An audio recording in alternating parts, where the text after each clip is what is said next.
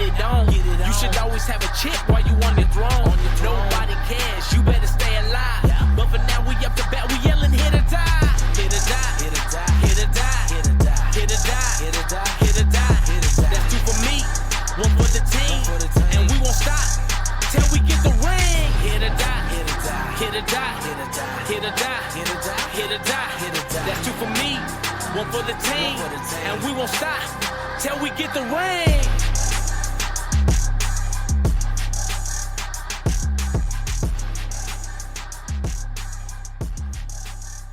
Hey everybody, welcome to the HIT.OR.DIE podcast, episode 47. We're here with your hosts, Jake Saldati and Chad Rothford. Again, just want to give a shout out to Young Cab on the intro. It's every time I listen to it, I love the intro. He did a great job. I hope you guys like it out there. It's Monday. Yeah, welcome back, Jake. It's Monday. It's Monday. We released the wives episode today. We did that. that happened. It seems like it's going okay. I don't know. I've had some text messages. My godmother, she texted me actually, did you really email her, coach? I'm like, yep. I don't think anybody knew, to be honest. I don't think my family knew. So everybody's going to find out on my end for the first time. I'd heard that story before, but I hadn't heard that you got in trouble at Oral Roberts. So I didn't hear that part before. I remember you telling me that you emailed her coach, and yeah, it's a good story. That was funny. Yeah, it's crazy. I wasn't even thinking about it when we did the show, and she brought it up. But I will say, lesson learned. I did get some texts regarding their opinion on the Astros stuff, and I thought it was, more people actually. Maybe they don't just come out and say it, but they agreed with them. So they agreed with me, I guess. Our difference though was that you said it didn't happen, right? And that's all. That was our thing. Which I apologize for. Like, how hard do you think that really is? Like, to apologize? No. The idea that even if they were wearing a buzzer, right? Like to process that quickly. That's what I'm saying. So, like, I'm in the box, right? I'm watching him. Okay. He gives this sign. He gives his nod, because it's got to happen when it can't happen in the windup, remember? Because you don't even give a nod sometimes. You just go. That's too quick. So I think it's got to be in the stretch. That's what I think. Okay. I'm not saying I'm right or I have all the answers, but I think he's in the stretch. And once he nods that he gets the pitch, that's when it goes, right? So if he nods and comes up, I'm looking. Now I'm waiting for a bang or not a bang. So my process in my head, I mean, the way we do it in high school, if we know a pitch and we call last name, first name, it's a lot quicker, because we actually see the sign. It's coming from, we see the sign and then our mouth, rather than they're seeing a sign on the video and they got to relay it to somebody and then a trash can gets banged. There's like too many people involved. You know what I mean? Dude, am I freezing to you? Like, is my screen? Yeah, you're freezing. Okay, because yours is too. Whatever. It is what it is. I can't fix it. But the audio's still going. Yeah. I've always thought that regardless, like cheating or not cheating, it's impressive to pull that off. Where people like, and I know their argument, and you liked it, was that you still have to hit the ball. Yeah, you do. And I mean, I know, like you said, they're freak athletes. They are that, and that's the point, right? I mean, we had that conversation where I was being literal, and you guys weren't talking about average Joe players. No. So, but it's still, I liked their take on it. Considering too that their perspective, they're not people that watch baseball every day all the time. No. So. Yeah, I agreed with them on those issues. And then I'm actually proud of Nikki. She did a good job. I didn't give her any heads up on any of that stuff. So no, she's been to a lot of games, bro. I'm telling you. Yeah, they did good. She has an advantage in that aspect between the wives. You know what I mean? Just because she's been going to games since I was like 15 years old. And And so she sat with my mom, my godmother, my grandparents, you know what I mean? So she's like been hearing the game, 20 plus years. So, or 20 years actually. And then I saw on your Twitter account that you on the show, you brought back City's uni and ORU's uni. Yeah, I saw College Baseball Hub was doing, like, guys were creating the baseball uniforms just to try to give, because everybody's missing baseball, obviously, and they're missing college baseball, so they were making uniforms. I've done it before in the past, but this was actually a way to build them, and then I could, share them too if you want. And then I actually went to create a player, and I made Gary Moran for you. I sent that to you. It was pretty close to him. You'll have to. I'll have to send it to Gary and get his okay, because it's pretty funny. Yeah. So, but it was all in good fun. It's me. I like doing that stuff and creating stuff for the podcast, just like you. So, it was fun, man. Well, today we're going to talk to Pat Waer, Fresno State assistant coach, longtime Valley coach with Dinuba.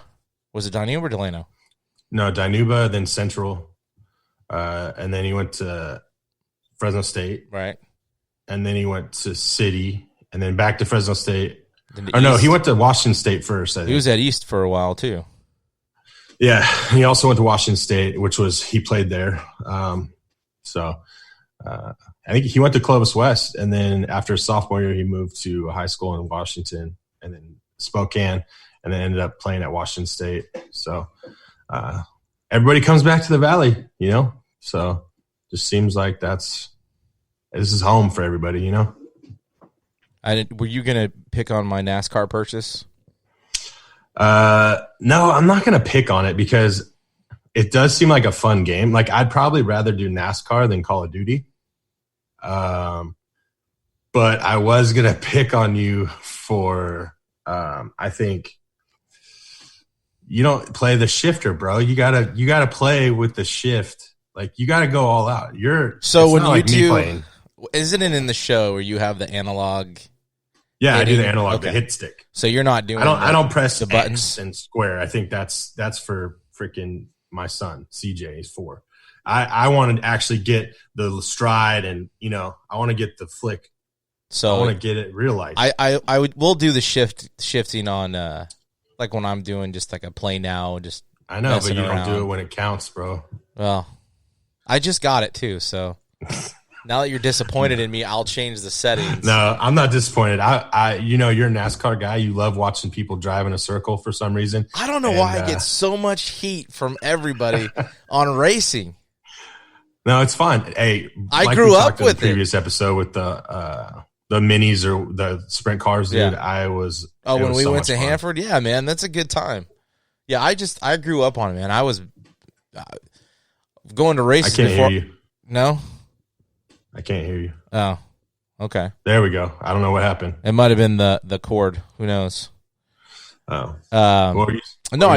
We grew up going to racing. I mean, I was going to races before I was throwing a baseball or doing anything. So. And it was fun, man. It was fun. I'm not going to knock you for that stuff anymore. I'll work on the I'll work on the shifting part of it.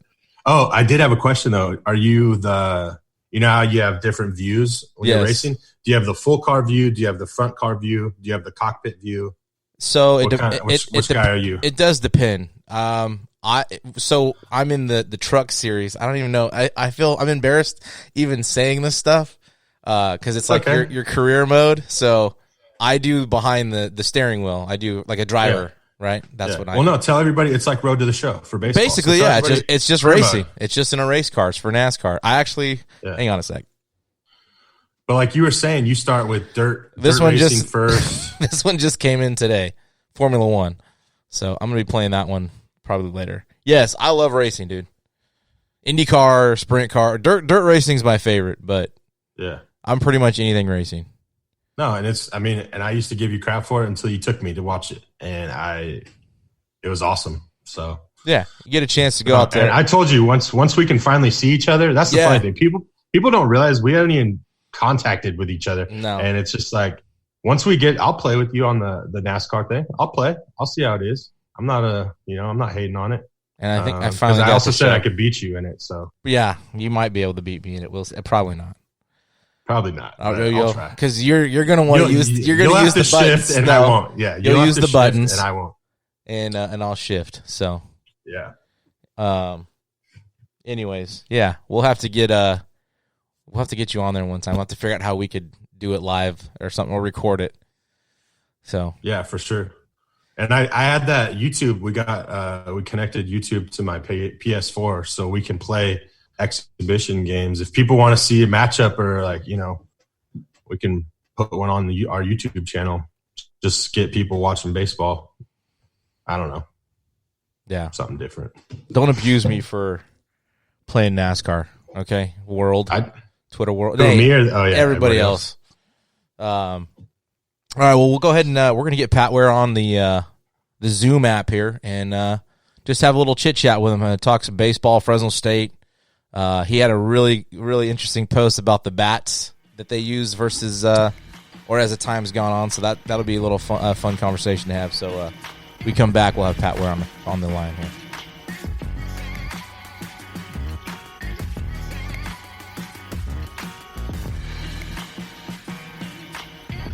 Hey everybody, welcome back to the Hit.OR.DIE podcast, episode 47. We're here with assistant coach at Fresno State, Pat Waer. Pat, thanks for joining us on the show. You bet, guys. Let's get right into it. First, let's get into the bat thing. Jake, you go. Start with the bat. No, I loved the idea of it. I don't know where you saw that or what guy posted it, but when Chad out, your stealth was money. He had to go pull it out for you too, Coach. I had to pull it out. I still have it. So those bats had. This is the cheater bat. Isn't that what Judge used in the college derby and won it? Yes. I don't know. I know that Tommy Mendonça used a bat similar to that a year that he hit 27, and he could hit, but those bats were good bats. It's dangerous. Oh yeah, it made the college game like the big league game. Oh yeah, it was juice for sure. And so you put on was it a Black Magic? That was what he posted. Yeah, 1987 34-31 Black Magic. Those are the best bats ever. It's the one hands down. They don't have the most pop ever, but they were the best unenhanced bats ever, probably.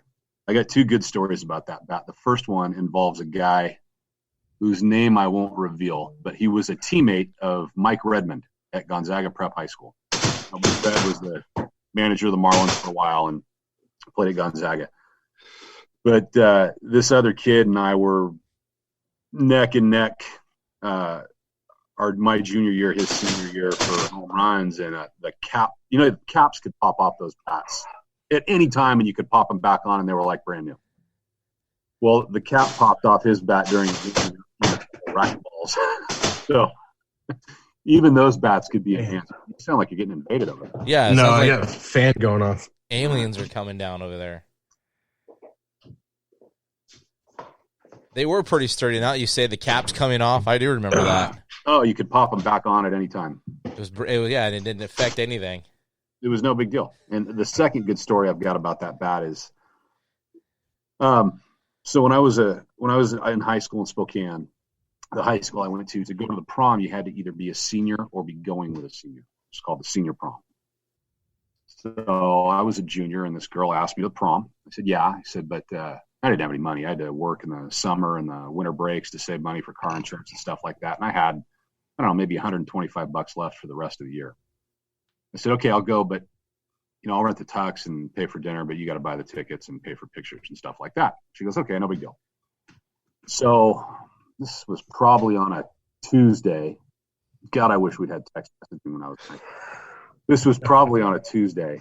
I'm at Spokane Athletic Supply, and I see a 34-31 Black Magic that I wanted for summer ball, and I think it was about $80 at the time. I can't remember exactly, but it cost enough that it was either buy the bat or take this girl to the prom. So clearly I had my priorities in order as a young man. So I bought the bat. And like I said, that's why I wish we had text messaging back then, because I called her probably not the same day. It was probably the next day, and told her I wasn't going to be able to take her to the prom. I was out of money for the year. And this is 3 days before her senior prom. Oh, man. My house got TP'd just about every single Friday night that entire summer. But the bat I had for a good 4 or 5 days. Exactly. That's all that matters. Right. That's funny stuff right there.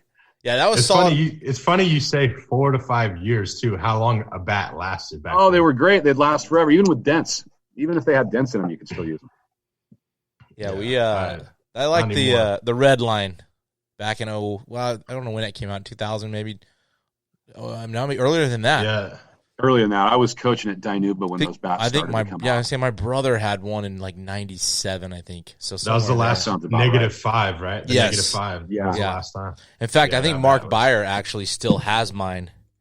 I have to get that back from him. It's like a $700-800 bat right now. You could sell it to some kid at one of the junior highs for about that. Well, everybody's doing their own thing with their bats nowadays. So what's funny too way. is these bats. They're not as juiced, but yet they cost probably more now than they did then. Oh yeah, they're super expensive. I've got 3 boys. We've got 3 boys. A soon-to-be 15-year-old, one that just turned 14, and a 10-year-old. And thankfully, I'm in an industry where we have access to baseball equipment because bats are unbelievably expensive. It's crazy. I don't know how people do it. They have to go out and buy their son or even daughter, for that matter, with softball, a new bat each year. I mean, even our daughter's softball bat is not cheap. They're crazy. Yeah. Speaking of bats, have you been? I know you're a big Twitter guy. Some of this hitting guru stuff. Have you seen any of the Jeff Fry and the big league guys going after that teacher man? Have you seen any of that stuff? I've seen a little bit of that. I think Euclid went after him a little bit. And Kevin Franzen. Yeah. I mean, I don't know. And I know Judge has worked with him a little bit. I don't know how much. And I've seen some of his stuff, and I don't know, man. There's so many different ways to teach things, and you don't have to have played in the big leagues to be a good hitting coach. But some of the stuff people are putting out there just to try to get someone to listen to what they're saying is so outrageous, and it contradicts so many common sense ideas about how your body works and how your eyes work and how your hands work.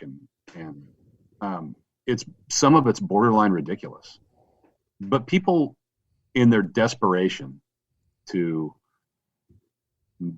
get a scholarship for their kid or think they're going to get drafted or whatever carrot is dangling out there, they listen to these guys and they pay money to these guys and they seek this out because the conventional ways haven't worked. So let's try something super nonsensical to see if that happens for my kid. It's nuts. And then when you got a big leaguer chiming in, a guy who actually did it at the highest level, and then this hitting coach who's wearing a pair of jeans telling him that he doesn't know what he's talking about. He might have different opinions, and that's okay, but he certainly knows what he's talking about. I don't know. Yeah. I think it's do you think it's some of the like everybody gets a trophy type of stuff has played a role in the Johnny getting a scholarship? Oh, for sure. I think there's unfortunately an unbelievable amount of entitlement in kids when it comes to that sort of thing. I mean, none of us were entitled to play Division I baseball or high school baseball or junior college baseball or entitled to get drafted or play in the big leagues. None of us are entitled to any of those things.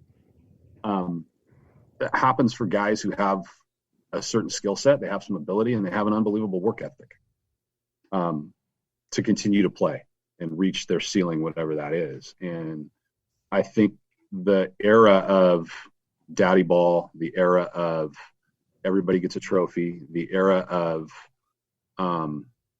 take your kid and put him on a different team because you don't like how it's going in one place, all of that has opened the door for all these guys to promise you they're going to make your son better or your daughter better at baseball or softball. And they can be outrageous in what they say and teach because people are desperate for it. Yeah, there's so much out there, and it's how do you know where to go? Because it's almost like just trying to find a fit, I guess. But what I would tell parents and what I tell my own kids, listen to the people who coach. Listen to the people who have to make a kid's swing work within a team that can produce results during a season in a game. You can show a kid how to do some pretty impressive things in a batting cage. And you can film it, and you can break it down, and you can make it look good, and you can claim this and claim that and tell somebody they don't know what they're doing and tell somebody else you're the only way and all this other stuff. But when you put a kid in a game and watch their experience play out over a season and a couple years, are they getting better? Are they having success? Go to those guys. Go to the guys who actually coach kids, whether that kid is your own kid or a little league kid or a high school kid or a college kid. If you're looking for help for your son or your daughter, you find it best with people who do that for a living, not a guy who carved out a cage in his backyard. I mean, not that can't be good, but there's a lot out there, man, and there's a lot out there taking people's money. Yeah. No, that makes total sense. And I'm glad you said that, because I think we thought about it, but it's never been said on our show. And I think it's great to think that way because we've always talked about, if you played or not played, that kind of thing. But what you just said is perfect. A coach that does it every day for a living and has to work with multiple players, not just one guy in a cage and break it down. You have to break down multiple swings in a practice. And that's a great way to look at it. I love that. Well, and all those guys, they all struggle differently. Sure. Yeah. We had it this year where we had guys, at different points of the time. I mean, we only played 10, 11 games, but, struggles were different from our one hitter to our five hitter. And as a coach, you'll identify best with kids who had the same struggles you did, right? I mean, if you needed somebody to hook a ground ball between the third baseman and third base, I was your guy. I could barrel hook a ball with the best of them. So my struggles were getting inside the ball, driving the ball the other way, staying patient with off-speed pitches, not being jumpy. So when I've got a hitter that has those same struggles, I identify with that kid, and I can help him the best because those were the same things I went through. Ken Griffey Jr. asked me to check out his stroke. I probably can't help him very much, right? My struggles weren't his struggles. The way you said you identify with each kid differently because they all struggle differently is absolute truth. And all of us have different playing backgrounds and all of us have different coaching backgrounds. But I mean, I think every coach says this, man, if I knew as a player what I know as a coach, holy cow, it would have been so much different for me. Because you don't learn that stuff till you get older and you start working with other kids. You see their failures. Yep, I did that. Yep, I did that. Yep, I did that. Nobody fixed it because they didn't know how. Or they tried and I wouldn't listen. There's that part of it too. Yeah. I think we're all guilty of that part a little bit. I mean, I remember, thinking I had things figured out, and then I got humbled real quick and, struggled. Yeah, I didn't even listen to my dad until I was in junior college, and that's when my career finally took off. Yeah. So, I mean, the other thing I was going to say too that you don't see is these guys are working with these kids one-on-one, and you see the Twitter clips of him hitting a home run in a tourney game, or they show the data charts and they don't show you his stats when the season's over. You don't ever see how well Why would they do that? You don't ever see how well the kid hit. The excuse maybe he was at a bad team. Well, and it's like summer ball in college, right? Guys go away and he hit 340 in the Northwoods League, and he hit 320 up in Alaska, and he hit 360 in Humboldt. Well, why is he only hitting 240 for us then? Right? I mean, if summer ball is the end all be all, just like travel ball. Hey, my kid hit 450 for the South Kern San Joaquin Johnny's All-Star Select Team in the ABC 9-5 World Championships in Temecula this summer. He was all tournament. He got a ring. Okay, he still hit 220 for us last year, and he's hitting 220 right now. So where you play isn't indicative of how good you are at that level. I mean, the travel ball and the summer stuff and all that. Go get with coaches. Go get with your high school coach. Go get with your junior college coach. Go get with the guy who's going to tell you what you don't want to hear because it's probably true. The guy you're paying to play on his team, he's not going to tell you what you don't want to hear because he wants you to come back, right? Here's another $200 for this month, coach, to be on your team. And we get new jerseys. We're getting our 5th jersey. And those guys seek out and try to play good competition. And there's a place for that for sure. And there are some good organizations around town that do try to put kids in a good situation, play against good competition. And that does help the college coaches where they're all in one place at one time in a tournament. But, I would just caution parents, don't let that be the end all to what your kid experiences in terms of competition. Your high school season still matters. No, I agree. Sure. I mean, a lot of times you did recruiting for 7-8 years at Fresno State. Yeah. And how many times did you go talk to the high school coach compared to the travel ball coach? Probably 2 or 3 to 1. And here's the travel ball coach is going to tell you how good the kid is, right? Well, if I'm worth anything as an evaluator, if I need to rely on someone else to tell me who's good and who's not, I should probably be fired. I can tell if a guy can run. I can get a run time on him. I can see his stroke, his bat speed, his arm strength, all that stuff.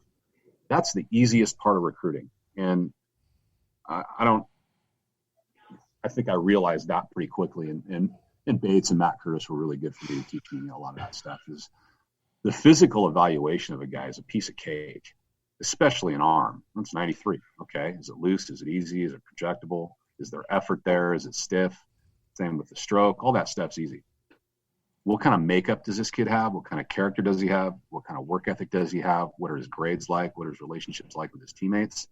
Those are the things the high school coaches know better than anybody. They spend the most time with them. That's what they're concerned about. That's the hardest part of recruiting. I mean, I'm not going to name names for sure, but I can count 7, 8 guys that come to mind right now between 2005 and 2012 we had at Fresno State, and even my couple years at WSU, where physically, dude should have played in the big leagues. Didn't finish with us. Couldn't make it. Couldn't go to class. Couldn't be a good teammate. Couldn't do this. Couldn't do that. And that happens at every program in the country. And it happens every year in the draft.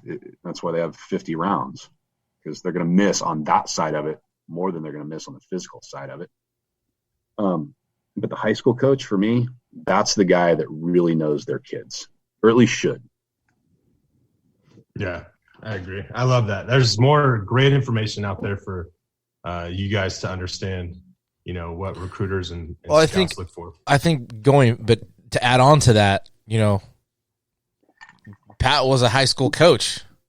Yeah. So you've been in those shoes. I mean, my first camp, and junior college, the first year I started coaching, I don't know if you remember this, was at Z's camp at Madera High School, and I did all your film edit. Well, I did all your film recording. I think it was 2002.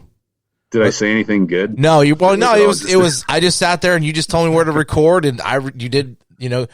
God, there must have been 150 kids there.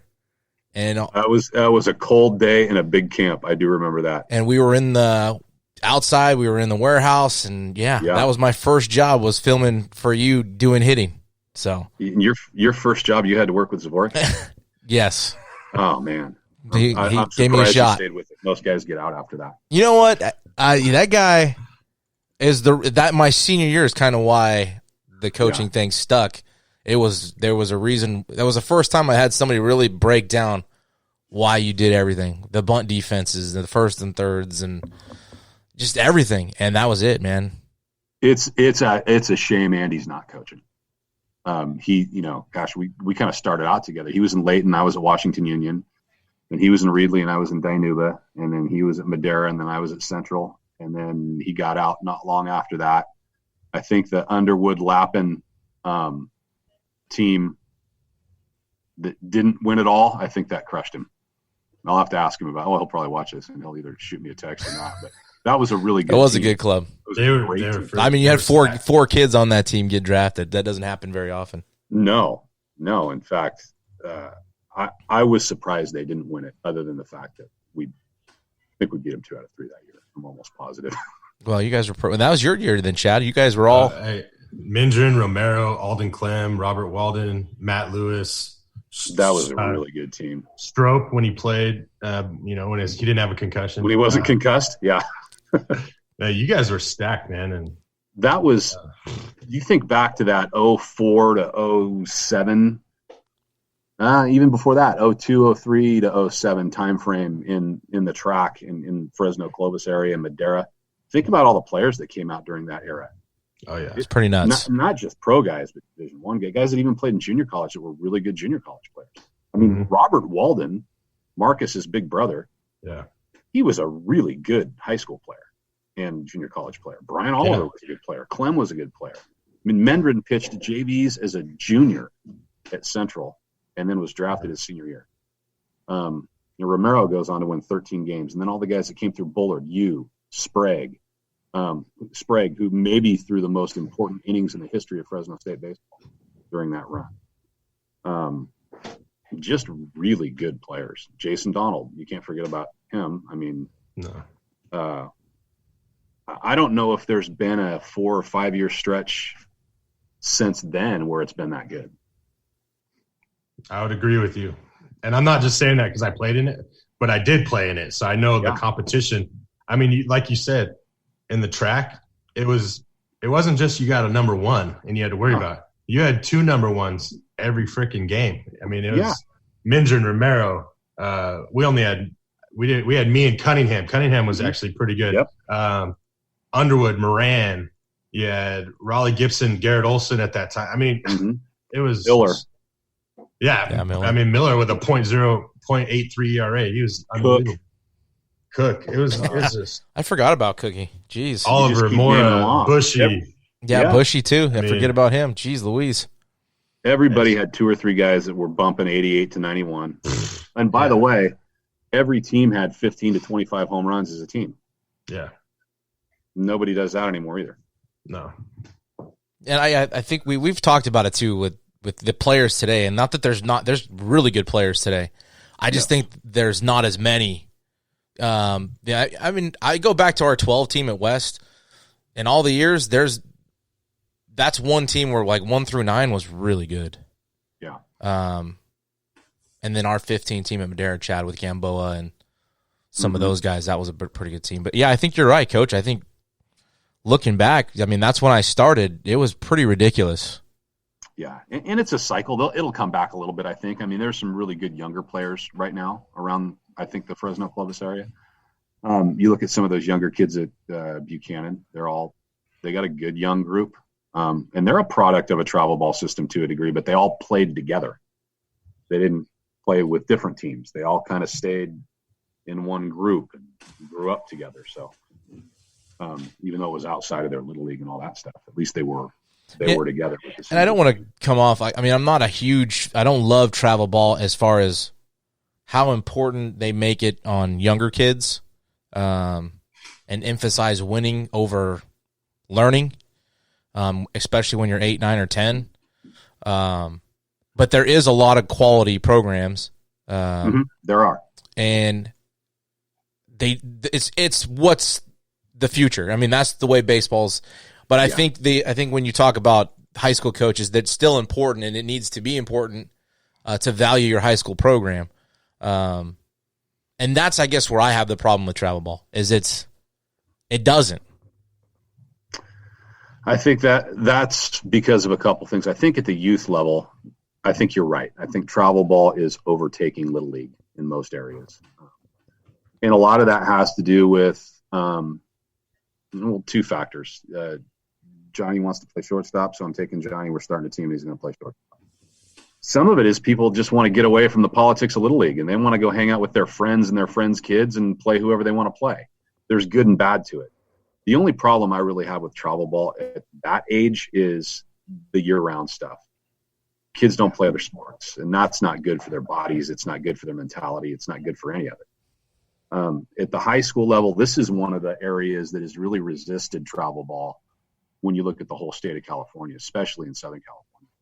And I think a lot of that is because the high school coaches here for so long and rightfully so, have maintained a pretty strong grip on their summer programs, and they've all done a good job. You think of some of the guys that have coached high school baseball around this area, the list is unbelievable. I mean, I know other areas of the country have great baseball and other areas of the country have great coaches, but being from this area, and you look at the careers that some guys had, Stan Bledsoe, James Patrick, Ken Pappy, Mike Noakes, all the old guard. Okay. And then a lot of the younger guys, the guys that got started when I got started, like Jason Pappy, who's a little bit younger than me, but not really. He just colors his hair so he looks like he is. He tans too. I hope he's watching. Oh, he will. Oh, he does. You know he will. See how things go, but I hope our high school coaches in this area continue to make that a priority. Not to keep travel ball out, because travel ball is no good, but because I think, like you said, Jake, it's important for kids to value their high school. It's important for kids to value playing for the school they go to. Yeah, and I think that you talked about that 02 to 07 range. I mean, we still wore our jerseys to school on game days. We still, we valued that varsity letter. It was earned. We didn't have freshmen, maybe a sophomore. You know what I mean? Talk now rather than back in the day. We grinded on the field against each other, and we could have been friends outside of it. But when we were in between lines, we weren't friends. And right. There's a lot of guys nowadays that we're friends. What's up, buddy? It's just they're not as tough as we used to be. Well, you also play high school football too, and in my opinion, that's one thing that has hurt high school baseball more than anything else. Is kids aren't playing football. The toughness, the competitiveness. It's not fun to go to practice in August and have double days. It's not fun to be that hot. It's not fun to hit. It's not fun to do any of that, especially when you're soft. And kids are missing out on that part of their competitive development as well. And I think it's impacted high school baseball more than any single thing is kids aren't playing football. Yeah, and I think that's why, we used to talk about when we were growing up, sometimes there wasn't a lot of summer ball. We did American Legion, but it was only a little bit because we were all playing. We had football. About July 4th, you got done with baseball and you transitioned into football, and away you go. Yeah, exactly. I remember any baseball in the fall was on the weekends. Mm-hmm.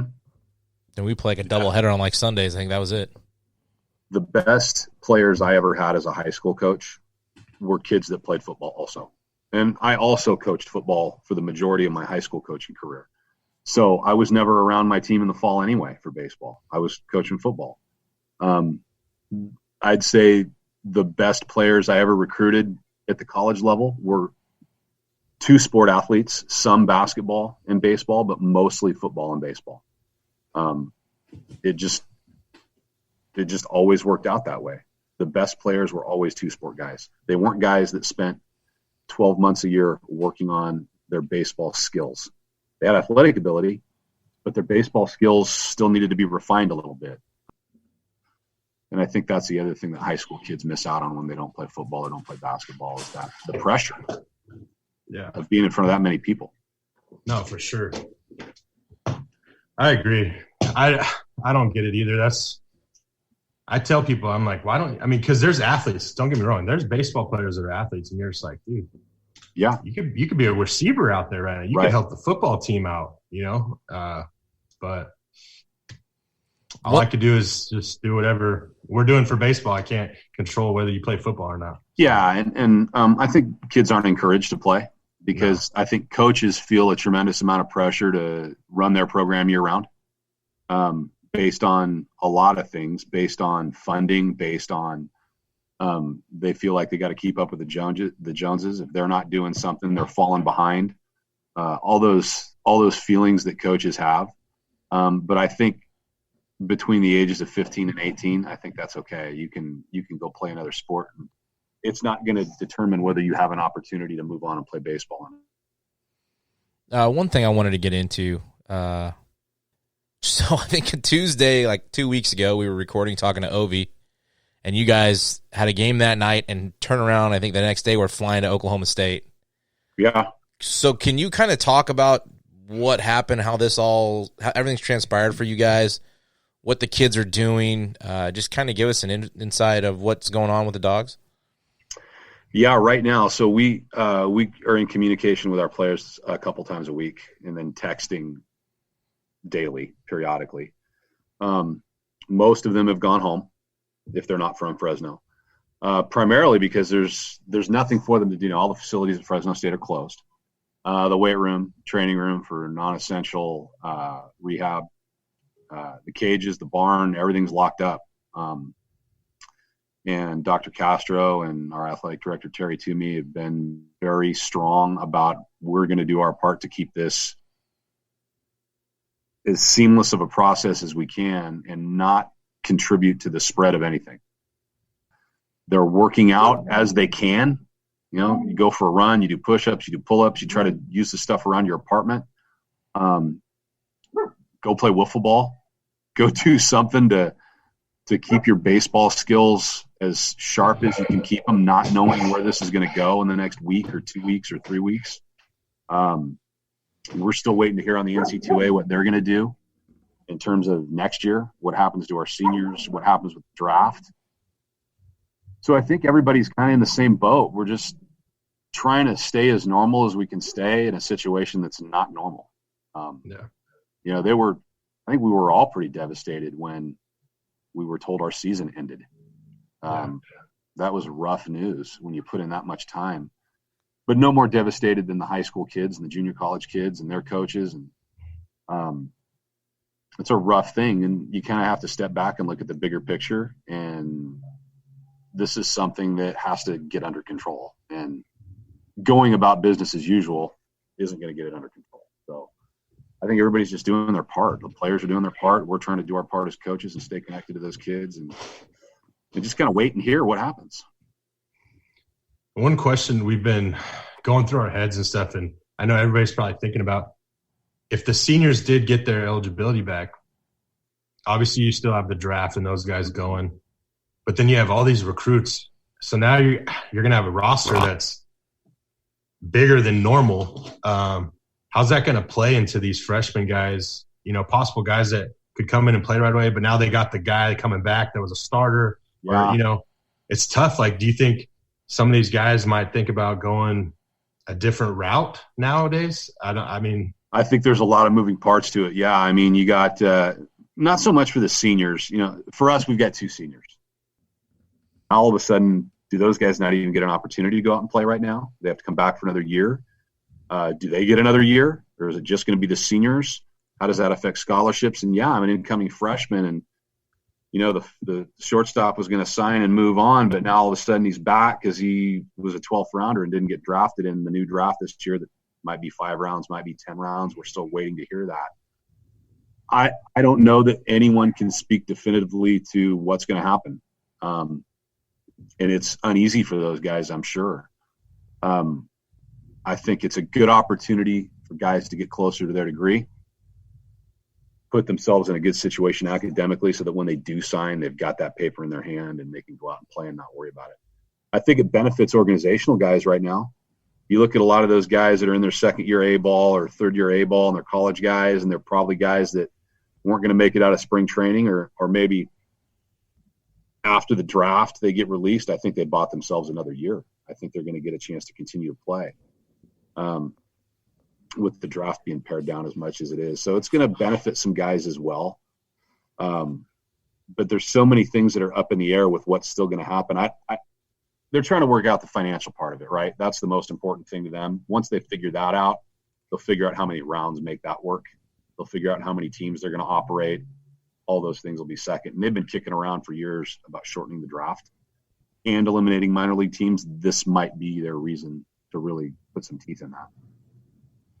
Yeah, that's crazy to think about, just all that can happen because of this going on, and it's going to affect everybody out there, you know. Yeah. It's just crazy. Yeah, it is. I'm still hoping we get a chance to finish out our season, whether it be 10 games in playoffs or, you know, 1 round and then playoffs, or something. Right, I know. Yeah, I think they're meeting the CIF people are meeting, I think, the 3rd. Because the high school guys don't get another year. No. Right. Yeah. That's going to be done for them no matter what. Yeah, I know it was fun for us. We were getting out to a lot of games this year and seeing you guys play. And this team was exciting, young, but exciting, and you had some good older pieces that were keeping it together. And it was fun to watch. And obviously we're going to go out to a bunch of more games, and it just sucks. It sucks that, there's no baseball being played in this area when our area is so baseball, impacted. So it's just, hopefully something good comes out of it. That's all. I hope so too. Hopefully, we return the majority of our team, obviously. But those lessons that were to be learned this year to help those guys mature and get better and grow, we're going to have to go through that stuff in the fall again next year. And they're going to let us play more games and have some contacts. We don't know. It'd be nice to see them go back to the old days. You could run a summer program and maybe do it that way. Yeah. But I think they're going to try to get as close to normal as they can. We're going to have to be really patient with how it all plays out, and we're just going to have to support our kids and our athletes, and everybody's got to do the best they can because none of us know how to deal with this right now. Yeah, it's crazy. There goes the stealth. The only good thing about it is being with the family. That's the only thing. That's the only way I look at it and try to, cope with it, is just spending these moments with my kids. Yeah, absolutely. So as much as I would rather, I want to be on a baseball field, but well, my wife and I found out we like each other, which is a good thing. Because that's not always the case for a lot of people. So we're fortunate in this, we get to hang out with people we like. Yeah, no, it's different. It's the whole dynamic is different. And yeah, I got a 4-year-old and a, almost 2-year-old. So we're just outside pretty much the whole time trying to do whatever we can to, you can only watch so many Disney movies in a day if they can pay attention. So, yeah, it's crazy, but everybody's doing it. That's the way I look at it too, is everybody's, trying to do something like that. And that's the thing too. We talked about how, you think these guys are going outside, throwing a ball against the wall. You could take some hacks. I saw Contreras, the catcher for the Cubs, had a Nerf gun. His buddy was shooting the things out and he was hitting them. There's so many things that you can actually do to stay in baseball, shape mentally and physically. And you think these guys are actually out there doing it, though. That's the thing. More moms are going to have dents in their garage doors than any have since 1984. My garage door had 1 billion dents in it from tennis balls and baseballs and everything else I could throw against it. And now kids are going to have to do that again. It's a little bit old school. Go find a wall and a baseball or a tennis ball or a racquetball or something and go get better. I think that's going to separate a lot of kids in this time, is kids that got better and kids that used the time and kids that stayed active and kids that sat and played video games. And I'm not an anti-video game guy. And is there any time frame? You guys are just stand by waiting for like everybody else. Yeah. When you can get back, and then you got into your calendar, don't you? Or is there going to be any changes in the calendar and how you guys operate? I don't know. I don't know what kind of relief they're going to give us for this season. My guess is this is going to continue after spring break. My guess, and this is just a guess, I don't have any reason to say this other than you see the trend. It's going to continue after spring break. It's going to go into May, and it might go into June. I think people are going to be overly cautious until it doesn't just flatten out, until it starts to dissipate a little bit. And I don't know whether that's right or wrong, but I just think that's what people are going to do. And I think that puts a hold on everybody's, what do they call it? Just their non-essential activities, like sports. Yeah. And the hardest thing as a history guy, what have Americans done in every instance of tragedy? Where do we turn? Sports, especially in the 20s, it was baseball. World War II ends and the guys come back from fighting and it's baseball. There are other sports that are important too that have filled that void for people in tough times. But, for me, things stick out after 9/11. It's George W. Dotna strike in Yankee Stadium. We don't have that to turn to right now. And that's usually where we turn in tough times in our country. And so that's the weirdest part, is that blanket, that comfort food, the place you go when things are bad for our country has mostly been baseball. And we don't have that right now. And as a baseball guy and as a baseball coach, as you guys are, that's even tougher because not only are you not watching it on TV, you're not watching games. You don't even get to get out with your players. And that's why we all got into this to begin with is, you miss your guys. That personal connection. Jake's frozen. It froze again. Yeah, I don't know. Jake, It's my internet out here, man. You were talking about, though, I was thinking about our seniors. Some of these kids aren't even they may not get to walk. Yeah. And have an actual graduation. Yeah, I would be surprised if there were graduations. That would shock me. It's pretty nuts. I know. But it'd be a year no one will ever forget. That's for sure. And hopefully only a year that no one will ever forget.